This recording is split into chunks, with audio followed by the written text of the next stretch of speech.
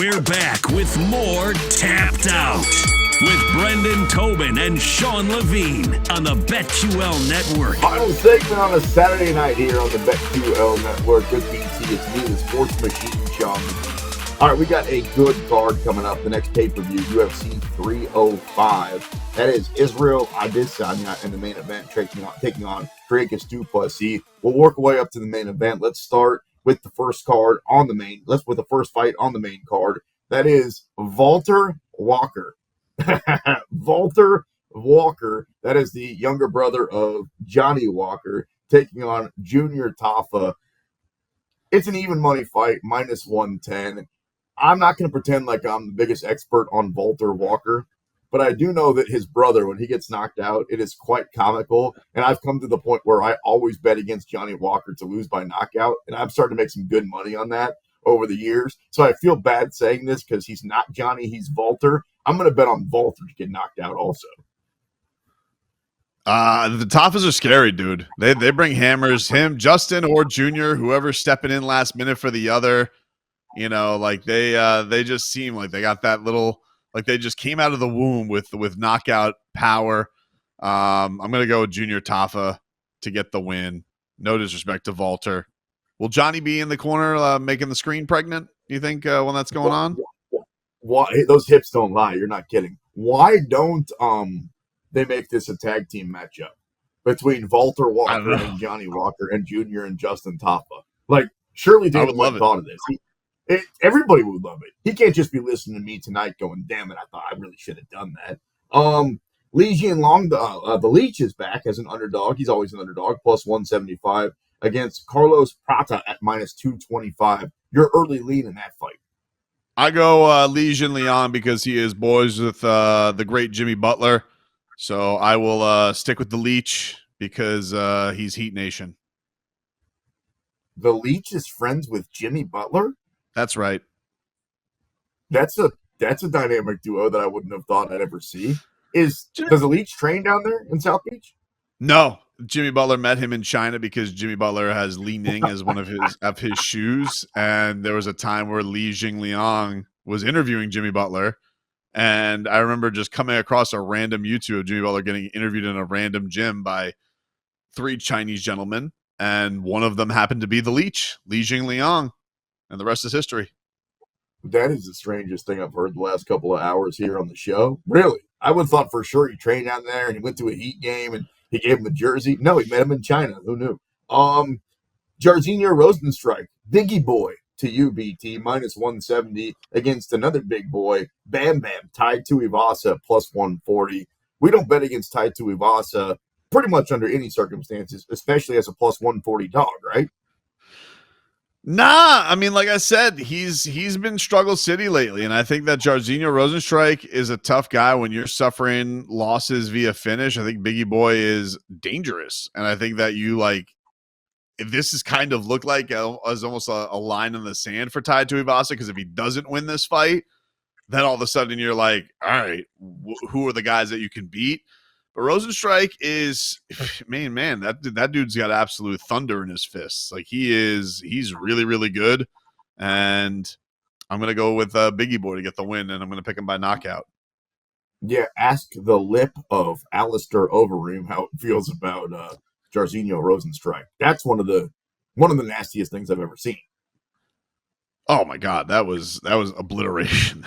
That was insane what he was able to do. Like, we've seen some bad stuff, but oftentimes you don't lose your lips at the end of a fight. And unfortunately, that night against Biggie Boy, Demolition Man, he did. Matisse Gamrot, always fun when he steps into the cage against Dan Hooker. Did you see Dan Hooker? I know our producer Jake was talking about this off air. Did you see Dan Hooker? He was at some sporting event, talking smack with some guy. Here's word of advice here on the BetQL Network. It's free. Take it if you want it. You don't have to. Don't ever talk smack against a fighter in the UFC in public. It's just not a good idea. So somebody was talking smack to him, and what did he do? And Dan Hooker was, Jake, you got any more on this? And Dan Hooker essentially was giving it back from what I saw. But again, I don't care who it is, Dan Hooker or otherwise. Just shut up and say thank you, sir or ma'am. Anyway, in that fight, Dan Hooker is an underdog. Dan Hooker, by the way, is another guy. You talk about long losing streaks. in the case of Tai Tuivasa, it wasn't that long ago that Dan Hooker was on a little bit of a losing streak himself. And I remember saying, I don't really know where he belongs. Now he's back on the main card, UFC 305 against Matisse Gamrot as a 2-1 underdog, which means he's a live wire. Where's your money going in that fight? I'm going to go with Gamrot. I know that Dan Hooker is going to probably get that hometown bump and in a decision. I'm sure that could play against Gamrot. Gamrot's been training like an absolute monster over at American Top Team. You know, Dustin Poirier probably his like number one sparring partner. So he's been getting, you just train there. You get a lot of great quality. He's won 3 straight. I think he's just riding a little bit higher right now. So I will swallow the minus 250. If I had to pick a way for him to win, I'll probably pick him by decision. Probably pick him by decision with the 3-round fight. But yeah, Dan's always dangerous. He's a fun striker. Looks like he's jacked to the gills right now. He looks incredible. So he looks like he's in fantastic shape coming into this one. But Gamrot, I don't know. Gamrot seems like he's sharpening his tools right at the right time. The co-main event, the flyweights throwdown, that is Kai Kara France plus 180 underdog against all of a sudden stud minus 220 Steve Erceg. You're going to pay minus 220 for Erceg that night?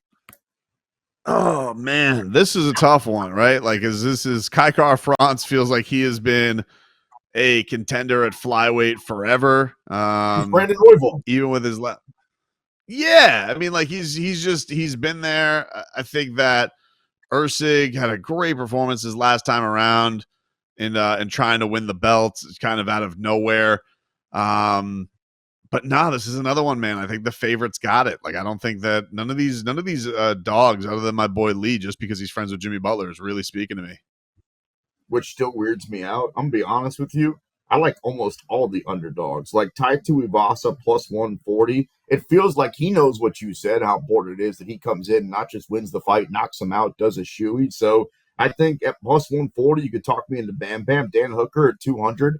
That's pretty good money, 2-1. Now, I do love me some Matisse Gamrot. I'm just not going to pay minus 250 against a guy like Dan Hooker that's tough to finish. And then Kai Kara France, as you point out, these flyweights, the fights always seem close, so I'll take him at plus 180. Maybe I can talk you into underdog money in the main event, and then we'll get out of here with this one. We got a couple minutes to talk about the Dracus du Plessis versus Israel Adesanya fight. Right now, DDP is plus 110. Izzy is minus 140. Before you tell me where your money is going and how we think the fight's going to go down, are you surprised that the champion is also the underdog? No, I'm not surprised. I think that Izzy just gets a lot of respect. People know how good and how talented a striker he is. I think there's a little bit of the narrative of this being such a personal matchup and these guys disliking each other so much that people think of Izzy as a guy. You get that kind of eye of the tiger in him. He gets a little bit more motivation that you'll get a Pajeda moment where he's going to have a vicious knockout. So I'm not very surprised that he is the favorite. I think that in a lot of ways makes sense. DDP's dangerous, and he's shown that he's dangerous.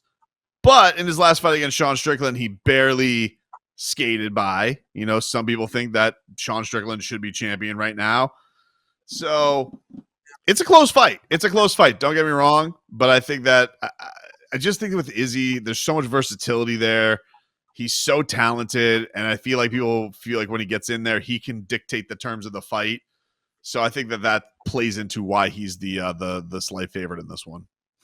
You're so cute, BT, because you're buying into what I think Las Vegas wants you to, which is giving Israel Adesanya the Lifetime Achievement Award, right? Well, we've seen him in there a whole lot more and a whole lot longer. And we've even seen him come in off of losing a fight like he did against Sean Strickland and come back and win, right? Look at the Pereira fight. So we know that he has the, I guess what we call intestinal fortitude, if you will. Like he's got the mental toughness that he's not a guy that's just going to stay down when he is. So I do understand that side of things. But also, I feel like if we're talking about most recently, we know a little bit more what to expect out of DDP than we do out of Izzy. The last time that we saw Izzy, man, he didn't look right at all. No, he did not. He looked terrible against Sean Strickland. And sometimes, again, we were talking Colby Covington earlier. You either give the guy a pass or you say he's getting old right in front of our eyes. At that point, as a gambler, you have to make that decision. I'm all over DDP coming up in 305. I think if there is a dog that you feel best about, he's probably the one. Just because there's another question you have to ask with Izzy, that's a bit of a weird one, but it's like, hey man, all these championship fights, he was a very, very active champion, a lot of 5-round fights, and now he's 35, and that's always kind of like the magic number of like, do I still believe in this guy at this age? Is he the same guy anymore? These are fair questions that have to be asked about Israel Adesanya. But we know with him, man, he's slick. He is unorthodox. It's a tough matchup for anybody.